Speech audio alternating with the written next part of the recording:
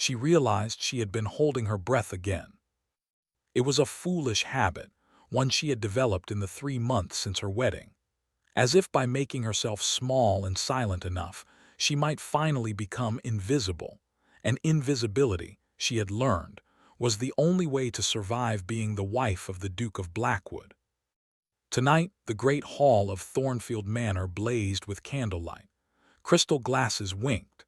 Silk gowns rustled like secrets.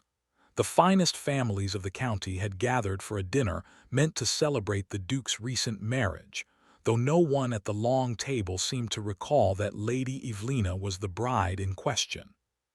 She sat at the far end, isolated by a careful arrangement of place cards, her plate barely touched. The roasted pheasant had grown cold.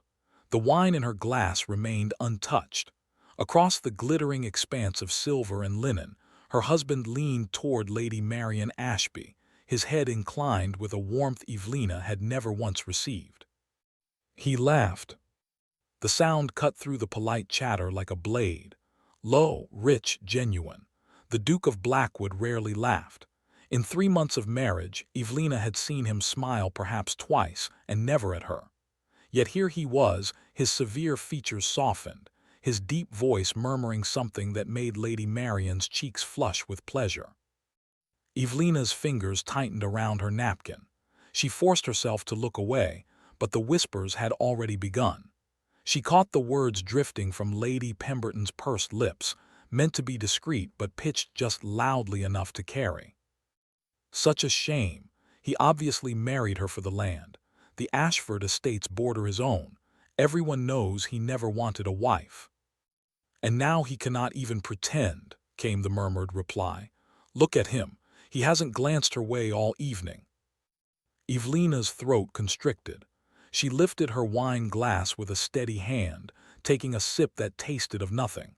She would not cry. She had promised herself on her wedding night that she would never cry where anyone could see. That night 3 months ago she had stood in her new chamber, a vast, cold room far from the Duke's own apartments, and waited. She had worn her finest nightgown, ivory silk with delicate lace at the wrists. Her mother had packed it with a wistful smile, whispering that every bride deserved to feel beautiful. The Duke had come to her door, but he had not entered.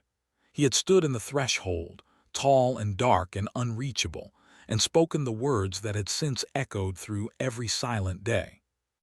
This is a union of convenience, Lady Evelina. My estates required your inheritance. Your family required my protection.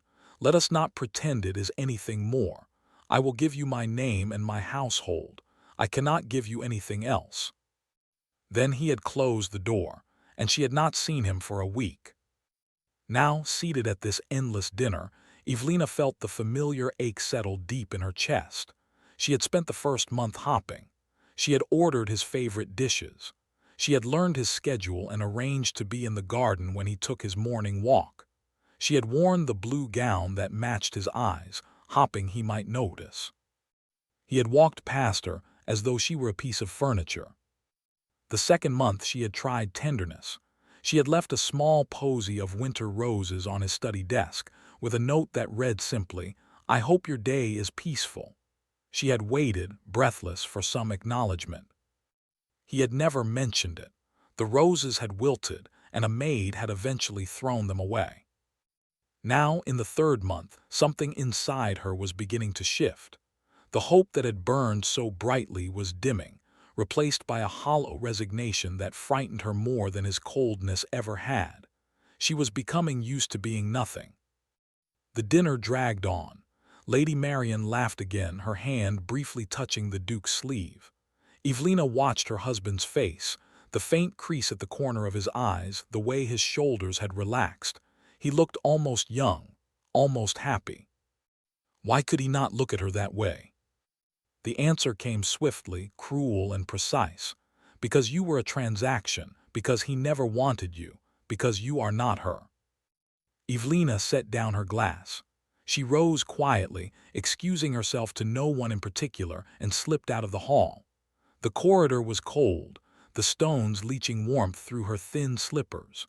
She walked without direction, past portraits of Blackwood ancestors who stared down at her with expressions of cool judgment. She ended up in the conservatory, a glass-walled room filled with hothouse blooms that had no business thriving in the harsh northern winter. Moonlight filtered through the panes, silvering the petals of a camellia bush. Evelina sank onto a stone bench and pressed her hands together to stop their trembling. She was not angry. She was too tired to be angry. She was simply sad, a deep, quiet sadness that seemed to have no bottom. The door creaked open. Her heart lurched with a hope she hated herself for. Perhaps he had noticed her absence. Perhaps he had come after her. It was not the Duke. An older woman entered, wrapped in a woolen shawl, her gray hair escaping its pins. Mrs. Harlow, the housekeeper, who had served the Blackwood family for over 30 years. Her sharp eyes softened when she saw Evelina. "Your Grace, you'll catch your death out here. The conservatory is no place for a lady at this hour." Evelina managed a small smile. "I needed air." Mrs. Harlow hesitated, then sat down heavily on the bench opposite, an act of familiarity that would have scandalized any proper household. But Mrs. Harlow had never been proper. She had raised the Duke since he was a boy, and she had watched Evelina's quiet suffering with a keen, compassionate eye. "You were wise to leave that dinner," the housekeeper said flatly. "A nest of vipers, the lot of them. Lady Marian has been circling his Grace since before he was married. She sees a title and a fortune, not a man." Evelina stared at her hands. "He seems to welcome her company." "Men are fools," Mrs. Harlow said, with such simple conviction that Evelina almost laughed. "They see what is in front of them and miss what is beside them entirely. His Grace is no exception." She paused, her voice dropping. "But he is not cruel, my lady. I have known him all his life. He is afraid." Evelina looked up sharply. "Afraid? The Duke of Blackwood fears nothing." "He fears this," Mrs. Harlow said, gesturing between them. "He fears what you represent. His mother died of a broken heart. Did anyone tell you that? The late Duke was a cold man, all duty and no tenderness. She loved him desperately, and he gave her nothing in return. She faded, year by year, until there was nothing left. Alexander watched it happen. He was only 12 when she died." The name struck Evelina like a physical blow. Alexander. She had never once spoken his given name aloud. She had not felt she had the right. "He swore he would never cause that kind of pain," Mrs. Hulla continued. "And so he decided he would never love at all. It is easier to keep everyone at a distance than to risk becoming his father." She rose, her joints creaking. "I am not excusing him, but understanding a wound is the first step to healing it." She left Evelina alone with the moonlit camellias and a heart full of new, conflicting emotions. So he was not indifferent by nature. He was armored. He had built walls so high that even a wife could not scale them. For the first time in weeks, a fragile tendril of hope uncurled in her chest. If his coldness came from fear rather than disgust, then perhaps, there was a way through. She would try again, one more time. The next morning, Evelina rose early. She dressed carefully in a gown of soft green, the color of new leaves, and pinned her dark hair with less severity than usual. She had noticed that the Duke's study was always cold, the fire inadequately stoked by a lazy footman. So she gathered a basket of kindling and a warm wool blanket, intending to make the room more comfortable before he arrived. She was kneeling by the hearth, carefully arranging logs, when the study door opened. The Duke stopped on the threshold, his dark brows drawing together. "What are you doing?" Evelina rose, brushing ash from her skirts. Her heart hammered, but she kept her voice steady. "The room is often cold. I thought you might appreciate a warmer fire." A long pause. His expression was unreadable, carved from stone. "I do not require my wife to perform a servant's duties." "I know," she said softly. "I wanted to do it." Something flickered in his eyes, surprise, perhaps, or confusion. He was so accustomed to transactional relationships that a gesture without expectation baffled him. He stepped past her, settling behind his desk, and began sorting through a stack of correspondence. "That is unnecessary," he said without looking up. "Please do not trouble yourself." But she had seen it, that brief flicker. He was not immune, he was merely armored. She cutsud and left the room with her heart lighter than it had been in weeks. That lightness lasted 3 days. On the 4th morning, Avluna entered the morning room to find the Duke already there, speaking in low tones with his steward, Mr. Wubb. She paused, not wishing to interrupt, but he glanced up and his expression immediately shuddered. "Leave us," he told the steward, who bowed and withdrew. Then he turned to Avluna, and she saw that his eyes held none of the flickering warmth she had hoped for. They were flat, remote. "I have been informed," he said, "that you visited the tenant cottages yesterday." Avluna blinked. "Yes, I wanted to meet the families. Some of the children seemed unwell, and I thought—" "You thought incorrectly." His voice was ice. "The tenants are my responsibility. You have no need to involve yourself in estate matters. It is not your place." She felt the words like a slap. "I only wish to help." "Your help is not required. I manage this estate perfectly well without interference." He turned back to his papers, dismissing her. "If you wish to occupy yourself, take up embroidery, ride in the park. Do not meddle in affairs you do not understand." Avluna stood very still.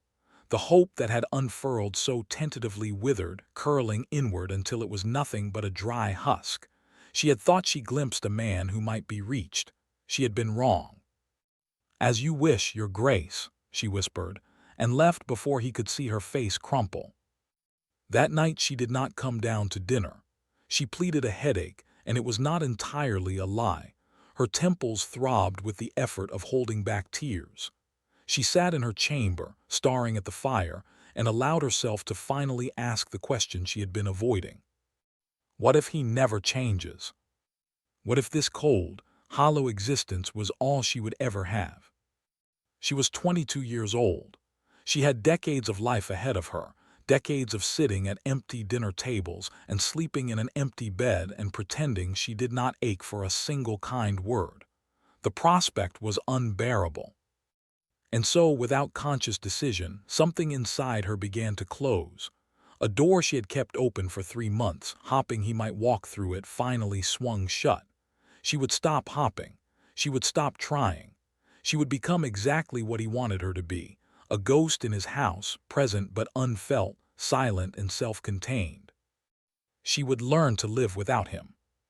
The change was not dramatic. It happened in small increments, like winter easing into spring. Avluna stopped arranging her schedule around his. She no longer rose early to catch him at breakfast.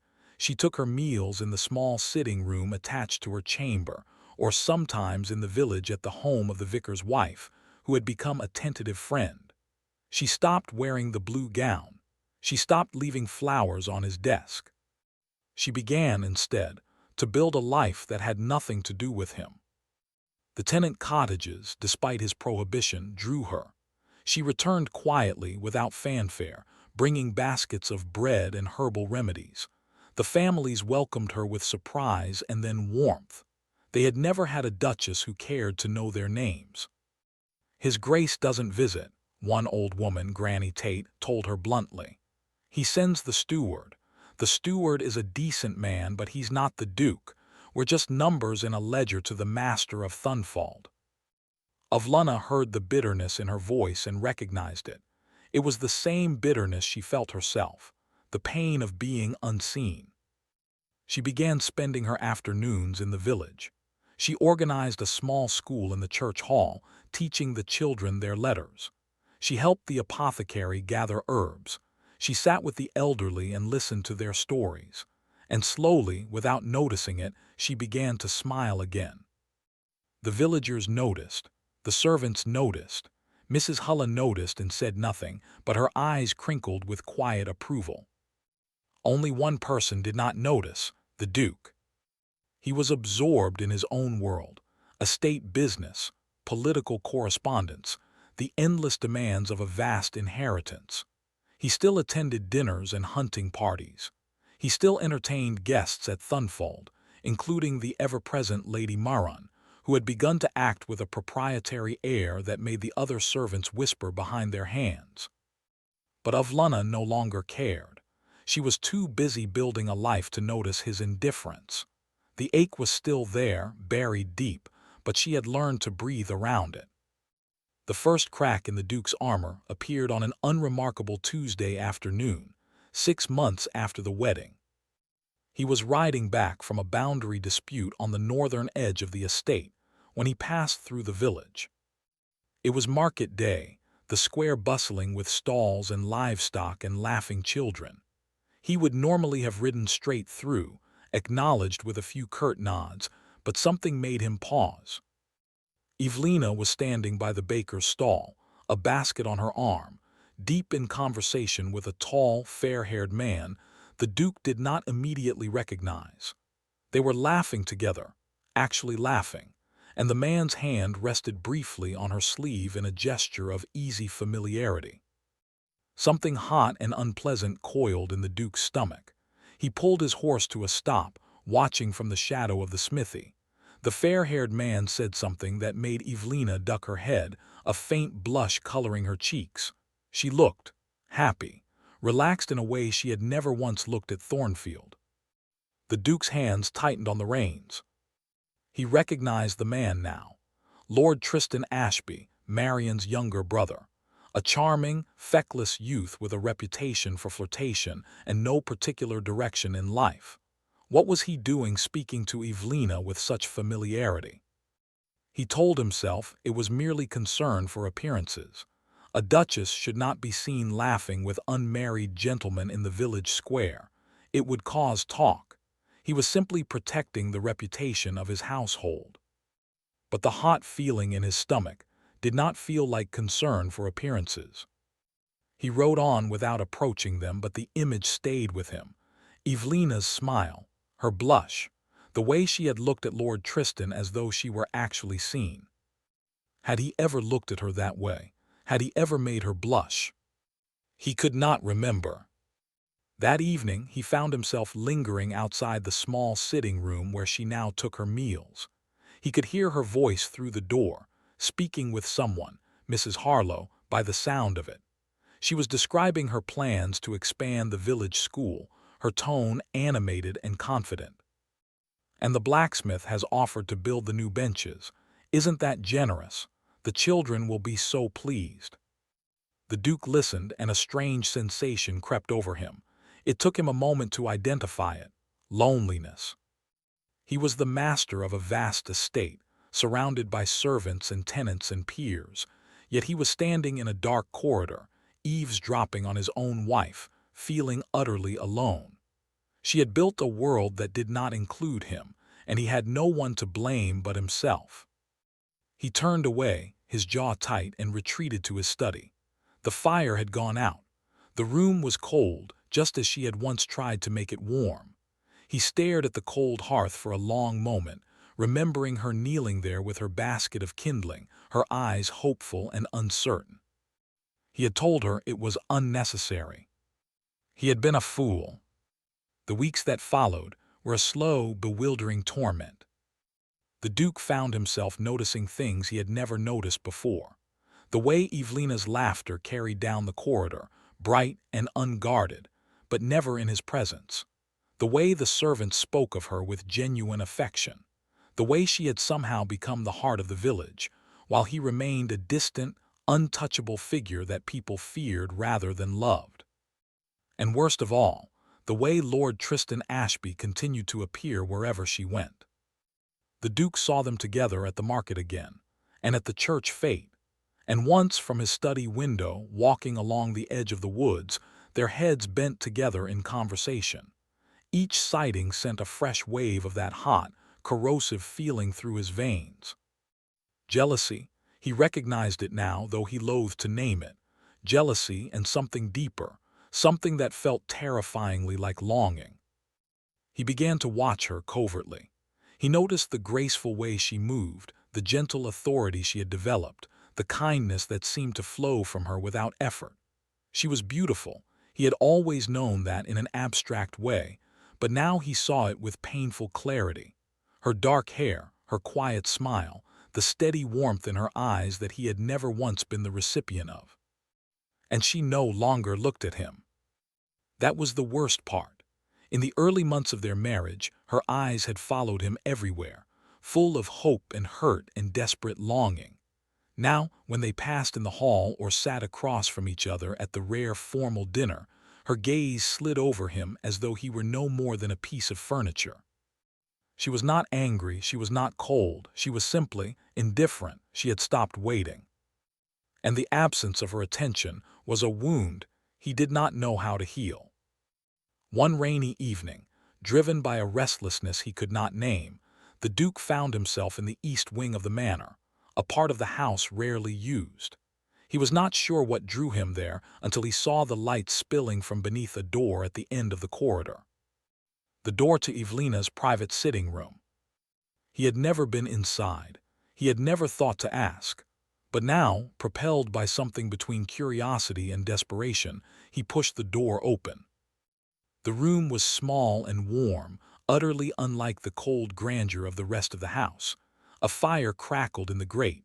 Books were stacked on every surface. Embroidery lay abandoned on a chair. And everywhere, pinned to the walls and propped on the mantel, were drawings. Drawings of the village children, of the tenant families, of the herb garden she had planted in the kitchen yard. Sketches done in charcoal and pencil, quick and lively, full of affection. She had talent, real talent, and he had never known. He stood in the center of the room, turning slowly, his chest tight. This was her world, a world he had never been invited into, a world he had actively refused to enter. And there on the small writing desk was a letter, unsealed, his name on the front. He should not read it. He knew he should not. But his hands moved before his mind could stop them, unfolding the paper with trembling fingers. It was dated 3 months after their wedding. To my husband. I do not know if you will ever read this. Perhaps I will never even give it to you, but I need to write these words somewhere, or I fear they will choke me. I came to this marriage with hope. I know that is not what you wanted. You wanted land and alliance and a wife who would make no demands. But I hoped, foolishly perhaps, that we might find some small affection between us, some warmth to sustain us through the long years ahead. I have watched you. I have seen the weight you carry, the walls you have built. I do not know what hurt you so badly that you cannot let anyone close, but I would have helped you bear it. I would have been patient. I would have loved you if you had let me. But you did not let me, and I am so very tired of hopping. I will try to be a good duchess. I will manage your household and tend your tenants and cause you no scandal. But I can no longer keep my heart open for a man who does not want it. Perhaps one day you will read this and understand what you lost. But I do not think you will. I think you will go on as you always have, alone and armored, and you will never know what we might have been. With regret. Of Lunay. The Duke lowered the letter, his hands shaking. The words blurred before his eyes, but he did not need to read them again. They were burned into his mind. I am so very tired of hopping. I would have loved you if you had let me. You will never know what we might have been. A sound escaped him, something between a groan and a sob. He pressed his fist to his mouth, bending over the desk as a tidal wave of emotion crashed through him. Regret, sharp and merciless, cut through every defense he had ever built. She had loved him.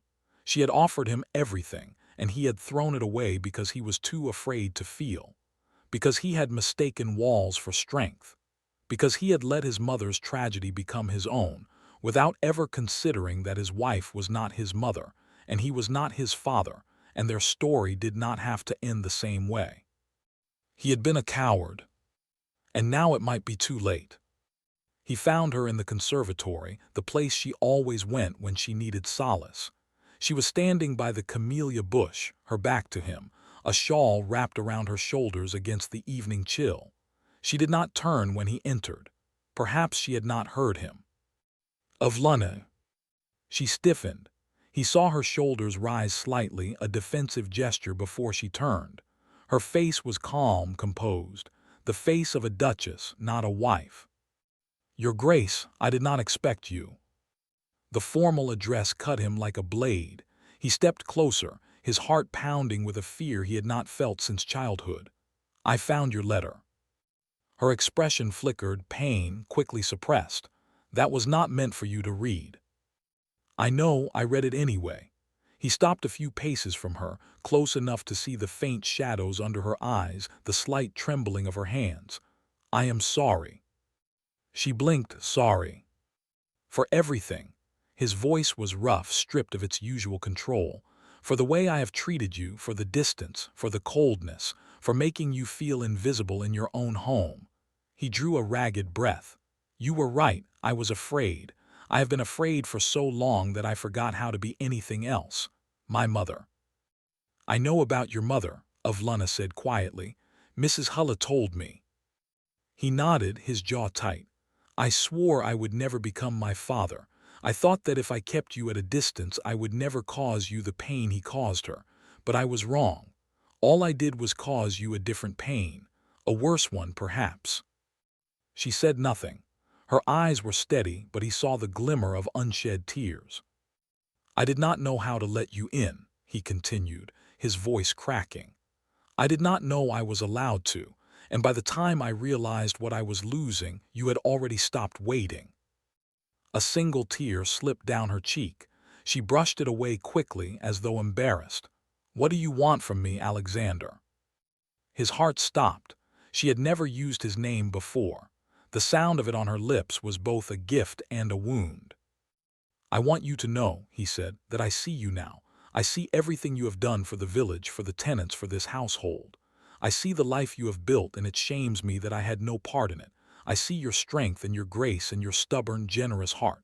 And I know I have no right to ask you this, but—" he swallowed hard. "I am asking you to let me in. Late though I am, however long it takes, I am asking for a chance to earn what I threw away." The silence stretched between them, fragile as spun glass. The camellia bush rustled in a draft from the window. Avluna looked at him for a long moment, searching his face for something he could not name. Then slowly she spoke. "I'm not the woman I was 3 months ago. I'm not the girl who followed you with her eyes and left flowers on your desk and waited for a kindness that never came. That girl is gone." Her voice was steady, though tears still shone in her eyes. "But I am still here, and if you are truly willing to try, truly willing to be present, to be vulnerable, to stop hiding behind your walls, then perhaps there is something left to build." A sob caught in his throat. He had not wept since he was 12 years old, standing beside his mother's grave. But now, before he could stop himself, his eyes burned and his chest heaved and the tears came, silent and terrible and releasing. He sank to his knees on the cold stone floor, not caring about dignity, not caring about anything but her. "I will try," he choked out. "I swear to you I will try, every day, for the rest of my life. I will try to be worthy of you." Avluna looked down at him, the proud duke, the untouchable lord, kneeling at her feet with tears streaming down his face. And something in her heart, something that had been frozen for months, began to thaw. She reached down and took his hand. His fingers closed around hers with desperate, trembling gratitude. "Then get up," she said softly, "and let us begin." The healing was not immediate. There were no sudden transformations, no overnight miracles. Trust, once broken, rebuilds slowly, like a bone knitting after a fracture. But the Duke kept his word. He began, tentatively at first, to let her in. He joined her on her visits to the village, standing awkwardly at the edge of the schoolroom while she taught the children their letters. The villagers stared in frank astonishment the first time they saw him there, but he returned the next week, and the next. He learned the children's names. He helped repair a roof. He began to speak to her, really speak. In quiet evenings by the fire, he told her about his mother, about the long, gray years of watching her fade. He told her about the crushing weight of inheriting the dukedom at 19, about the expectations that had shaped him into a man of stone. He told her about his fears, his failures, his desperate, lonely longing for something he had never allowed himself to name. And she listened. She did not always forgive easily. There were days when the old hurt flared, when she withdrew into silence and he had to learn patience. But she stayed. She let him prove himself day by day, gesture by gesture. 6 months after that night in the conservatory, he asked her to marry him again. Not as a transaction, not as a duty, but as a choice. He knelt in the herb garden she had planted, surrounded by the scent of rosemary and lavender, and held out a simple ring that had belonged to his grandmother. "I want to start over," he said, his voice rough with emotion. "Not as a duke and his political bride, but as a man and a woman who choose each other. Will you marry me, Avluna, truly this time?" She looked at him, this man who had once been a stranger, who had broken her heart and then painstakingly mended it, and felt a surge of love so fierce it stole her breath. "Yes," she whispered, "truly this time." They were married again in the village church, surrounded by tenants and servants and friends who had watched their long, difficult journey. There was no political maneuvering, no cold contractual phrases, only two people who had found their way through darkness and were finally, joyfully, stepping into the light. And years later, when the Duke walked through the village and saw his wife laughing with the women at the well, her hair streaked with silver, her face lined with smile marks, he would remember that cold dinner party where he had looked past her as though she were invisible, and he would shudder at how close he had come to losing everything. But he had not lost her. By some miracle of grace and stubbornness and love, he had not lost her. And every day, for the rest of his life, he made sure she knew it.